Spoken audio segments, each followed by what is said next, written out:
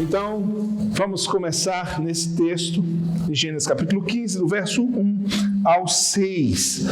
O tema, como já disse, olha para o céu, meu amor. Essa frase, ela é muito forte, ela é emblemática. E nós vamos assim aplicar nesse contexto. Gênesis capítulo 15 diz, depois dessas coisas, o Senhor falou a Abraão numa visão. Numa em quê? Deus falou com Abraão através de quê? Não tenha medo. Olha só. Não tenha medo. Olha que texto rico, que texto aplicável ao nosso contexto, no tempo que nós estamos vivendo. Deus fala a Abraão numa visão e diz, não tenha medo. Não tenha medo, Abraão. Eu sou o seu escudo. Grande será a sua recompensa. Mas Abrão perguntou, ó soberano Senhor, que me darás se continuo sem filhos? E o herdeiro do que possuo é Eliezer de Damasco. E acrescentou, tu não me deste filho algum, um servo da minha casa será o meu herdeiro. Então o Senhor deu-lhe a seguinte resposta, seu herdeiro não será esse. Um filho gerado por você mesmo será o seu herdeiro.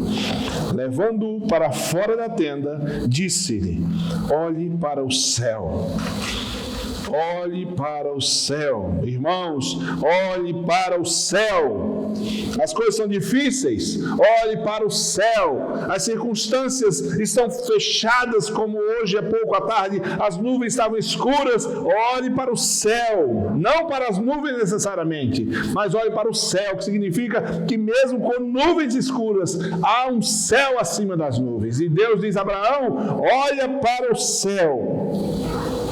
Olha para o céu e conta as estrelas, se é que podes contá-las. E prosseguiu, assim será a tua descendência. Abraão creu no Senhor e isso lhe foi creditado como justiça. Ore por você agora, feche os seus olhos. Senhor Jesus, obrigado, Pai. Tua bondade, tua misericórdia. Nessa hora, Senhor, o Senhor sabe de todas as nossas limitações, o Senhor sabe dos nossos defeitos. Ó Deus, o Senhor conhece cada um de nós com nossas amarguras, tristezas, marcas, cicatrizes na alma, no coração, problemas, ansiedades, preocupações. Ó Deus, pensamentos que por vezes não conseguimos limitar ou vigiar o suficiente. Mas nós estamos aqui, Deus, pedindo, Pai, fala conosco e nos abençoa nessa noite. Nos abençoa, Pai, nessa semana, nos abençoa a partir dessa palavra. Fala ao nosso coração agora, nessa hora, em nome de Jesus. Amém. Amém. Queridos, a voz profética é algo que sempre existem duas vozes que trazem o significado daquela, inclusive, alguns dizem, isso não é um escrito bíblico, mas alguns dizem da estrela de Israel. Quando já viram aquela estrela de Israel que tem na bandeira de Israel, aquela estrela chamada estrela de Davi, alguns dizem de Salomão, está na bandeira de Israel. Aquela estrela tem duas, na verdade são dois triângulos que se encontram, que dizem ser... O triângulo de cima para baixo é Deus que busca o homem, ou a voz profética de Deus ao homem, e a de baixo para cima é a busca de Deus, do homem por Deus. E essas duas buscas se encontram, e aquela estrela tem pelo menos esse significado. Como disse, isso não é um escrito bíblico, mas é um significado da estrela de Davi. E queria dizer que essa voz que vem de Deus se chama voz profética. A voz que vai para Deus, do homem para Deus, se chama voz sacerdotal. Então, o sacerdote intercede falando para Deus. O profeta fala de Deus para os homens, ou a voz profética, a profecia é o que vem de Deus para os homens. Aqui estamos falando de voz profética, inclusive nesse diálogo era Deus e o homem, era Abraão e Deus falando sobre os seus sofrimentos, suas angústias, suas limitações. Abraão disse: eu não tenho filho ainda. Olhando as circunstâncias naturais da vida, você pode pensar nos problemas que você tem enfrentado, nas lutas que você tem passado, e dizer: Deus, como é isso? Sou teu servo, sou tua serva. Deus, eu te amo, eu não sou um pecador, eu não sou um bandido. A gente vê tanto bandido por aí fazendo coisas ainda piores. Sou teu servo, eu sou uma pessoa de família, eu sou uma pessoa honrada e minha vida está numa luta dessa. Abraão estava dizendo coisas parecidas, dizendo: Senhor, eu não tenho um filho, eu sou teu servo, tu não me deste um filho para deixar de herdeiro. Na verdade, eu vou fazer de herdeiro do que é meu um servo da minha casa. E Deus então diz: olha para o céu. E aí, grifo meu, como dizem os escritores, grifo meu, olha para o céu, meu amor. Olha para o céu, meu amor. Papai pode mais do que você pensa. Papai pode mais do que você crê. Papai pode mais do que todos possamos juntos crer ou imaginar. Efésios 3:20 diz: aquele que é capaz de fazer o que, irmãos? Infinitamente mais do que tudo que pedimos ou pensamos, de acordo com o seu poder que atua em nós. Ele pode infinitamente mais. E ele diz: Abraão, você está certo nas suas questiúngulas, nas suas preocupações, ansiedades da vida. Abraão estava se sentindo velho, estava passando e dizendo: e um monte de coisa que eu sonhei e não realizei, e um monte de coisa que eu pensei e agora puxando o extrato da conta da minha vida é frustração, Deus.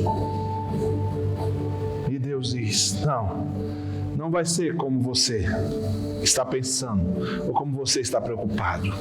E é lindo, queridos, que a voz profética, eu anotei alguns textos aqui. Quando Deus estava vendo Abraão olhando para as circunstâncias, ele diz: olha para o céu. Você já falou com uma criança que está com a carinha para baixo e você faz assim, levanta o queixo dela, levanta o seu olhar, não se curve.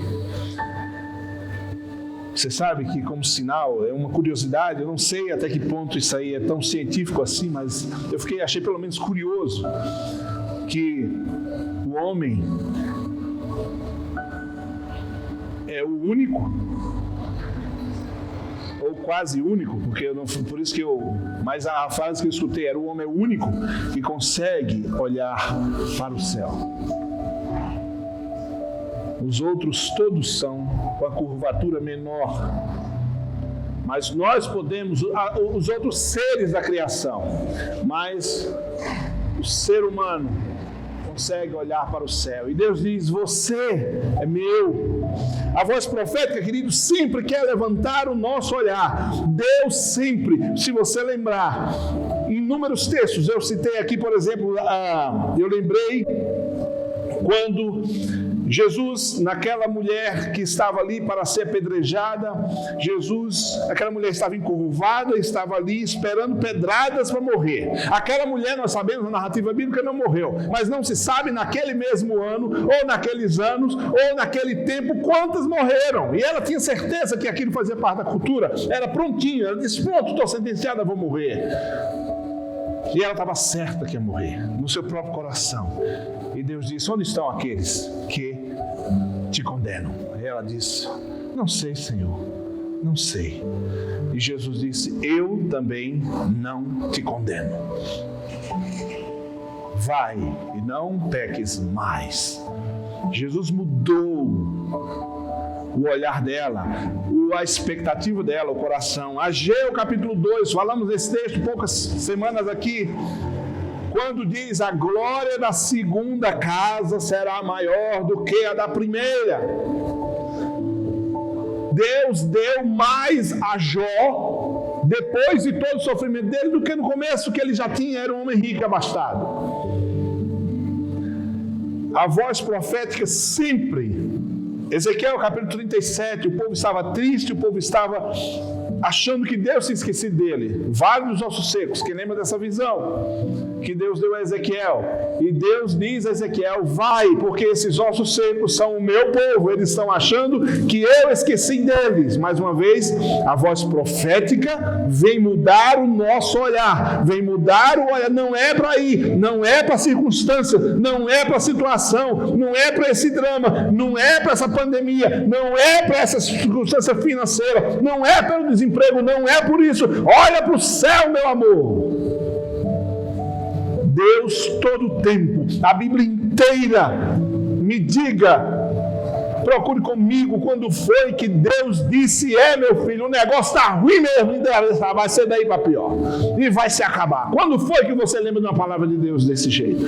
Nós, queridos, sempre estamos ligados naturalmente a essa terra, ao chão, às circunstâncias, mas a voz profética de Deus, e hoje eu trago ela para você, relembrando o que a própria palavra diz textualmente, diante das circunstâncias da vida. Deus diz a Abraão: olha para o céu, olha para o céu.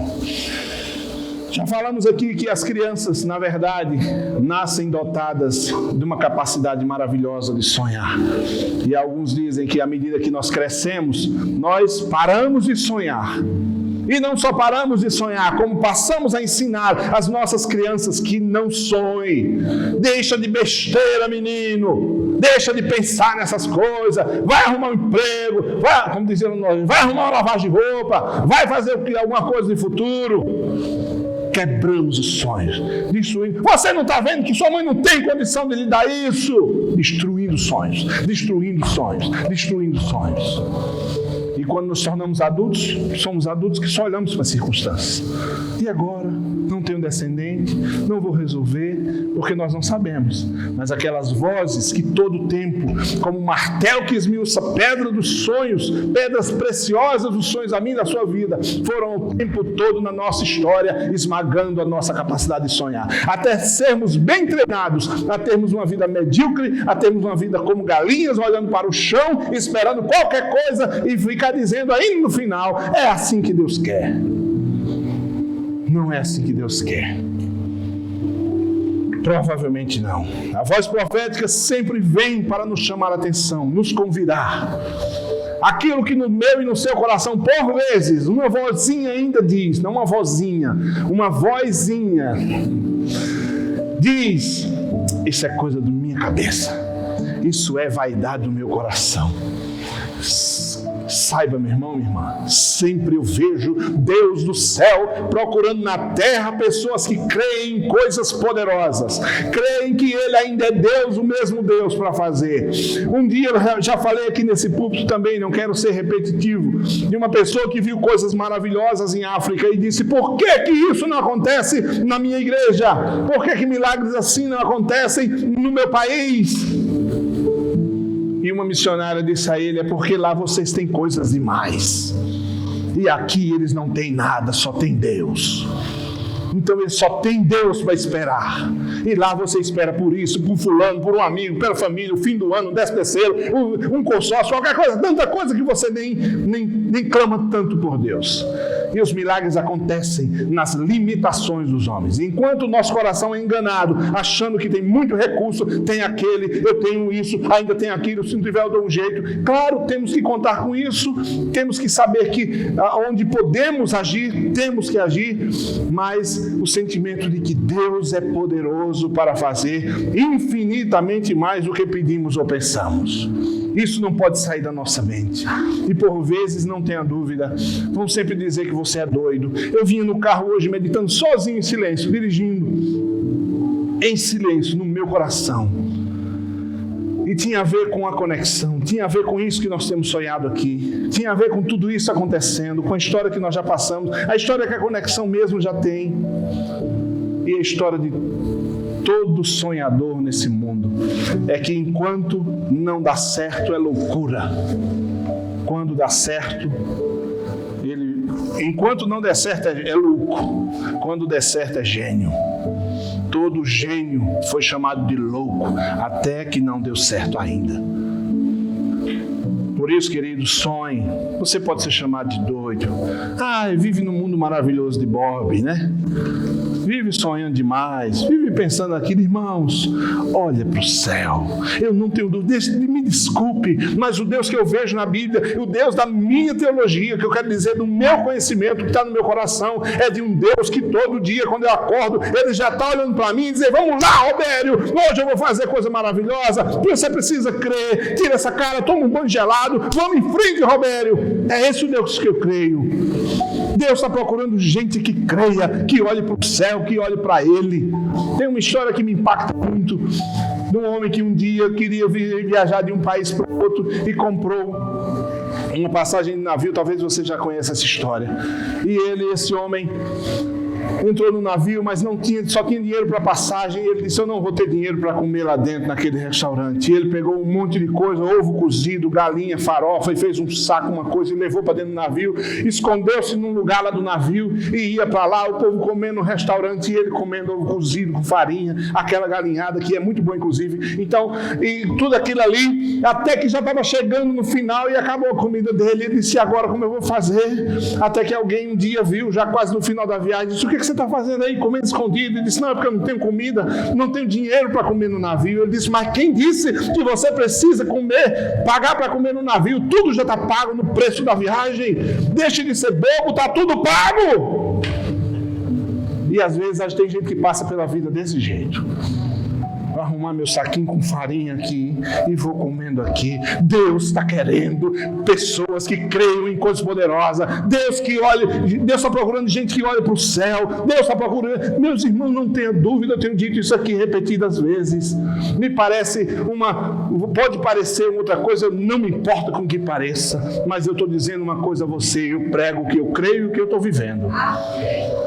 Busque um Deus que está querendo fazer coisas poderosas. Deus está olhando para o céu e procurando gente que creia, procurando gente ousada, gente corajosa, porque não dá para servir a Deus sem fé. É impossível agradar a Deus, diz a palavra.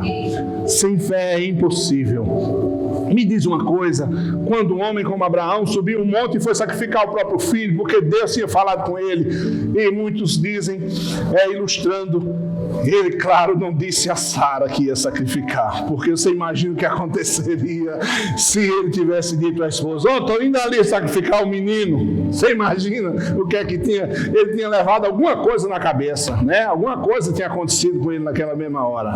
Você vai sacrificar meu filho? Não, rapaz, você é doido? Que conversa é essa que você ouviu Deus?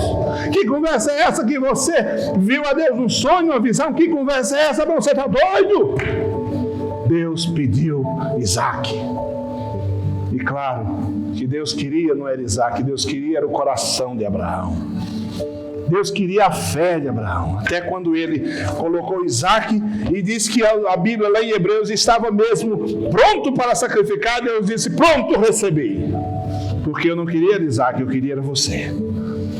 Quando Deus pediu Isaac, Deus queria era Abraão. Por isso, quando eu falo da oferta, não é a oferta que você dá, a oferta é você, a oferta somos nós, somos nós que Deus quer. A oferta que a gente entrega deve ser consequência da oferta que somos nós. Deus está querendo gente que olhe para o céu. Deus, eu quero. Não é o que você está vendo. Claro que as circunstâncias nos sufocam, vem de todo lado, notícias. Olha, ajude a você mesmo. Ajude você mesmo. Veja o que você está assistindo. Hoje meus filhos perguntaram. Eu estava assistindo e, claro, sapeando os canais. Aí apareceu uma propaganda de um jornal. E na hora que o rapaz falava, eu falava mentira. Aí falava, eu disse mentira. E falava mentira. Aí Abraão disse: papai, o que é tanta mentira? Eu disse: esse homem, eu falo mentira. Isso é mentira. Dentro da minha casa, mentira tem nome. Mentira. Cuidado com o que você escuta. Cuidado com o que você escuta. Com o que você abre o seu coração, o seu ouvido para ouvir. Quando for mentira, diga mentira. Então, enche o seu coração da verdade de Deus. Quase que concluindo, olha como foi rápido hoje, está vendo? Pelo menos 2 minutos. Tá? Queridos, Deus sempre quer mudar o seu olhar, o meu olhar, o nosso olhar. A voz profética, a voz que sai da boca de Deus. A palavra rema, essa palavra rema, querigma no grego, rema no hebraico. Os significados, enfim, é a palavra que sai da boca de Deus. Mas alguns comentaristas dizem que o rema é a palavra oportuna. É na hora que está faltando aquela peça do quebra-cabeça, chega a peça do quebra-cabeça. Como pregou aqui o Jefferson na sexta-feira na nuvem, ele falou do poder de Deus. Surge quando a necessidade fica patente. A necessidade aparece, o poder de Deus chega para suprir.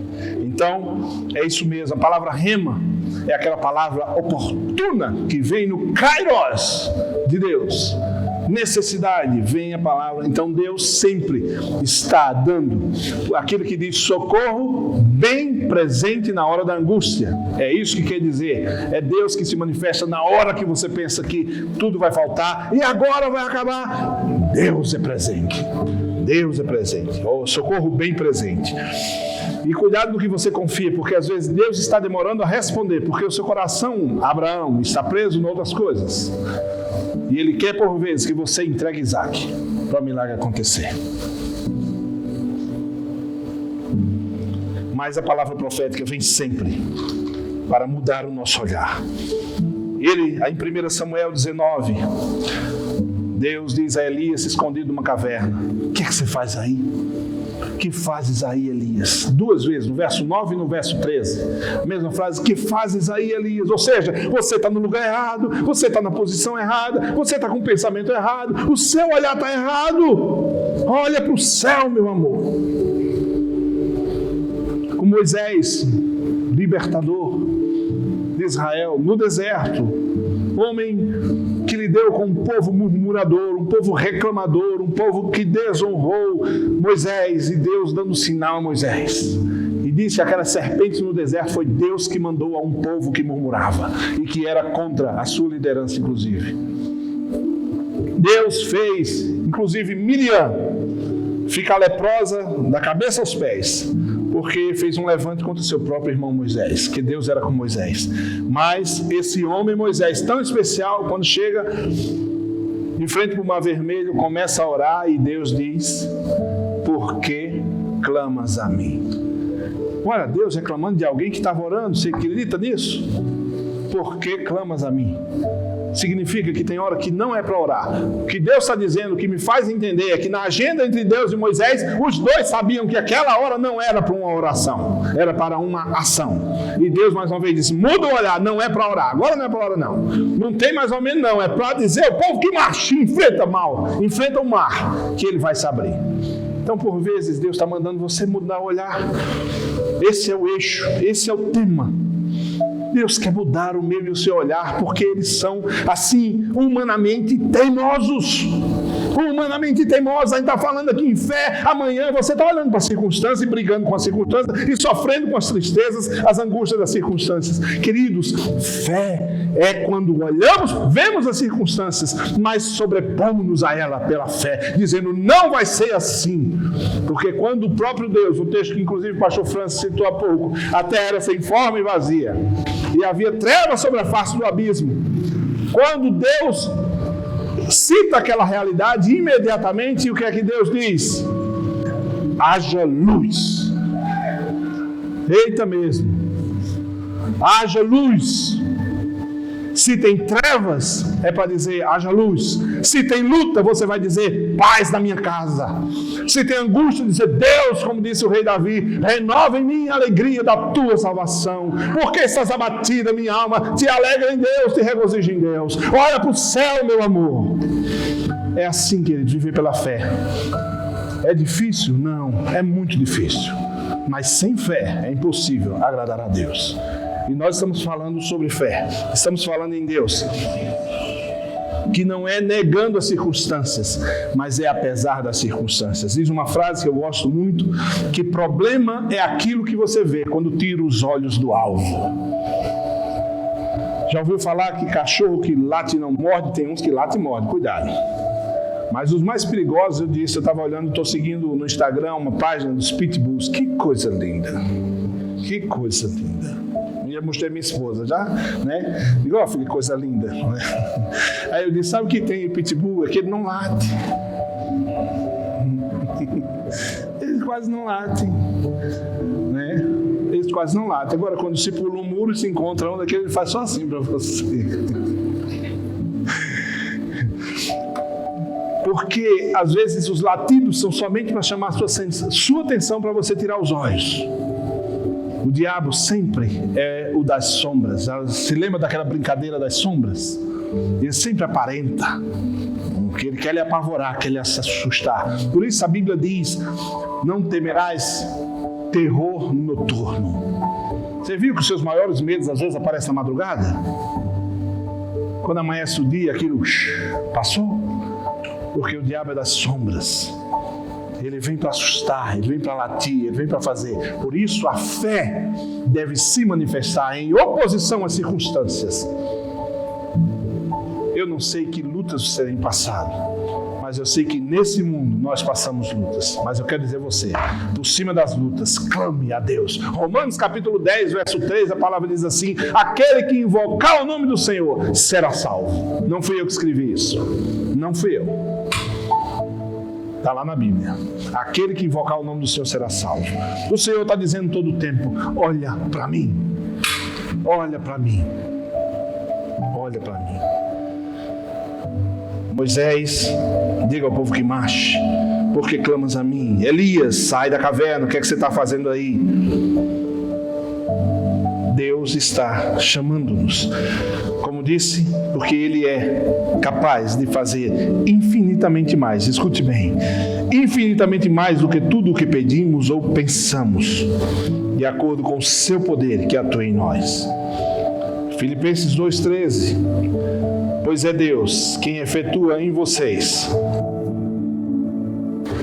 tanto querer quanto realizar de acordo com a boa vontade dEle. Deus, quando Salomão orou, Salomão pediu sabedoria. Mas Deus perguntou a ele, antes dele pedir, o que é que você quer? O que é que você quer, Salomão? Quando encontrou o cego, Jesus perguntou, que queres que eu te faça? Eu não concordo com o discurso que diz, Deus sabe de tudo e eu nem preciso pedir, Ele já sabe o que eu necessito. Isso é uma realidade usada num contexto equivocado. A realidade é que Deus sabe de tudo. Agora que eu não preciso pedir nada a Ele, não. Está equivocado isso. Porque toda hora, Ele sabendo de tudo, Ele diz o que quer que você faça, o que é que você quer que eu faça. Salomão, na inauguração do templo, Salomão, na consagração do templo, do famoso templo de Salomão, Deus pergunta a Salomão, o que é que você quer pedir? Como quem diz, eu quero te dar um presente. Eu quero e tenho e posso te abençoar. O que queres que eu te faça? O que é que você está precisando? O que é que está te doendo o coração? Essas circunstâncias que estão te cercando, estão te sufocando, estão te amargurando, me diz o que queres que eu te faça. Agora tenha certeza de uma coisa, Deus vai querer você nisso. Deus vai querer você agindo nisso também. Você não vai ficar inerte no milagre que Deus vai fazer na sua vida. Deus vai querer a sua boca, Deus vai querer a sua mente, Deus vai querer o seu coração, a sua fé, o seu pensamento, a sua palavra de fé. Deus quer você nesse milagre. Quando Ele disser, o que é que você quer que eu te faça? Você vai dizer e Ele vai fazer você crer que está com você nisso. E aí você vai fazer parte do milagre que Deus vai realizar. Porque é isso. Quando Deus disse em Ezequiel 37, no Vale dos Ossos Secos mais uma vez, Crês que esses ossos secos podem voltar a viver? Ezequiel diz: Senhor, tu sabes. Como quem diz: o Senhor quem sabe. Se o Senhor quiser, vive. Diz: muito bem. Então, fala aos ossos para eles viverem. Olha só.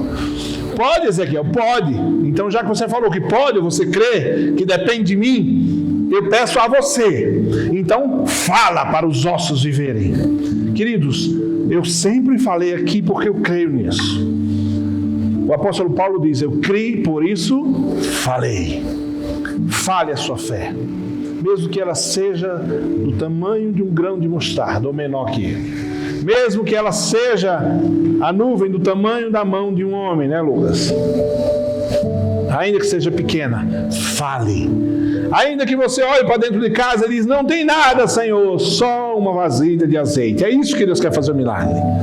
É isso que Deus quer fazer o milagre. Eu fico dizendo às vezes que aquele milagre da viúva, aquele milagre do azeite da casa da viúva, se fosse no Nordeste, a mulher ia dizer: não tem nada, só tem meio pacote de fuba para o cuscuz de amanhã. Aí Deus ia dizer: então pega a fuba e vamos fazer o milagre. Mas era azeite. Deus diz: então pega aquele azeite. Pega aquele azeite. Deus quer o que você ainda tem, mas que você pensa que acabou. A mulher do azeite diz: eu não tenho nada, só uma vasilha de azeite. Preste atenção, essa figura que Deus usa é comum. O milagre que Ele fez para alimentar milhares de pessoas foi: só tem 2 peixes, 5 pães. Um menino que estava com 2 peixes, 5 pães. Depois, dá-lhe voz de comer. Começa a dividir. Como assim? Começa a dividir. Ato de fé. Deus sempre vai pedir para você estar no milagre. Mas é a partir do que você pensa que acabou, mas ainda tem. Está entendendo? É o que você pensa que acabou, mas ainda tem. Olha direito que tem. Quando você vai dizer nada, você vai dizer nada, só uma vasilha de azeite. Não acabou ainda, Deus manda dizer. Não acabou ainda. Olha para o céu. Olha para o céu. Veja. Quando se crê no impossível, você vê o invisível. Você começa a entender e vai proclamar aquilo e você vai crer. Você vai dizer a Deus: eu quero isso. E Deus é bom para fazer segundo a sua vontade, segundo o seu propósito. Ele é poderoso e capaz de fazer infinitamente mais. Deus perguntou a Salomão: o que você quer? E Salomão poderia pedir tudo, porque ele disse: eita, ele me deu um cheque em branco agora. Ele me deu um cheque em branco. Cheque, você sabe o que é cheque ainda? Nem um cartão sem limite, aquele só de aproximação, não precisa nem pronto, aí, né? Contextualizou mais, né? Daqui a pouco o meu menino não sabe mais o que é cheque. Deus deu a Salomão quando perguntou: o que queres que eu te faça? Ah, Salomão sabia quem era Deus. Ah, ele sabia quem era Deus. E quando Deus disse: quer que meu filho quer? No Nordeste era assim: quer que meu filho quer? Que papai faz, né? Papai faz, quer que meu filho quer. Abraão sabe, Salomão sabia. Mas ele disse: eu quero sabedoria para conduzir teu povo. Ele sabia que o mais caro, por isso ele fala tanto em Provérbios sobre sabedoria. E ele disse: porque me pedisse sabedoria, não me pedisse riqueza, te darei sabedoria, te darei riqueza. Percebe que Deus dá até o que ele não pediu? Eu creio num Deus que está procurando gente que olhe para o céu e creia. Deus, já falei isso, vou estar repetindo isso. Ó, tudo isso que está acontecendo no mundo é cenário de algo muito mais poderoso que Deus irá realizar nos últimos tempos. E Ele está dizendo: quem vai entrar? Quem vai entrar na arca para fazer parte do milagre? Quem vai olhar para o céu para entender o que eu estou fazendo? Queridos, você não vai olhar para a circunstância para entender o que está acontecendo no mundo. Você não vai entender o que está acontecendo no mundo e o que Deus está fazendo no mundo olhando para as circunstâncias. Quem dá o entendimento do que está acontecendo no mundo é o Espírito Santo de Deus, através dos pés de Jesus nessa terra, a sua igreja. A igreja tem que saber, tem que sentir, pelo Espírito, ouvir a voz do Senhor e guiar. Por isso eu digo e reafirmo, num tempo difícil, as portas da igreja devem estar abertas. E gritando bem alto: coragem, meu povo, coragem, Zorobabel. Porque o que Deus vai fazer nesses tempos, aguardem. Eu estou aguardando com meu coração feliz e alegre, porque Deus vai precisar, a palavra precisar nunca se encaixa bem com Deus, mas para a gente entender, Deus está contando com um povo, como está lá em Joel capítulo 2, um povo poderoso, posto em ordem de batalha, o qual antes desse povo nunca houve um igual, e depois desse povo não haverá outro igual. É esse povo que está na minha frente que eu estou falando. E esse povo que escuta a voz do Espírito, esse povo que escuta a voz de Deus. Por isso, quando ouvires a voz do Senhor teu Deus, não endureçais os vossos corações. Olhe para o céu. Nas suas lutas, nas suas angústias, olhe para o céu. Nas suas dificuldades, olhe para o céu. No seu sofrimento, na sua amargura, na sua solidão, na sua dor, olhe para o céu. Creia com o resto da vasilha de azeite que tem e comece a falar. Comece a profetizar, sim, a proferir a palavra que Deus colocar no seu coração. Vai mudar, eu vou vencer e vai dar certo, e Deus é bom, e Deus vai manifestar a sua glória nesse pouco de azeite. É isso que Deus está procurando alguém, procurando um povo que crê. Querido, a gente olha às vezes para algumas situações na igreja. Que bom que às vezes isso não é visto por todos, porque às vezes é de entristecer. Às vezes, nos meandros, nós percebemos situações muito dolorosas no meio da igreja. E às vezes a gente diz: meu Deus, cadê o povo da palavra? Cadê o povo da fé? E a gente pensa que tudo acabou. Tudo acabou. Não. Deus está dizendo: não, Abraão. Não, Abraão. O teu descendente virá. Olha para o céu.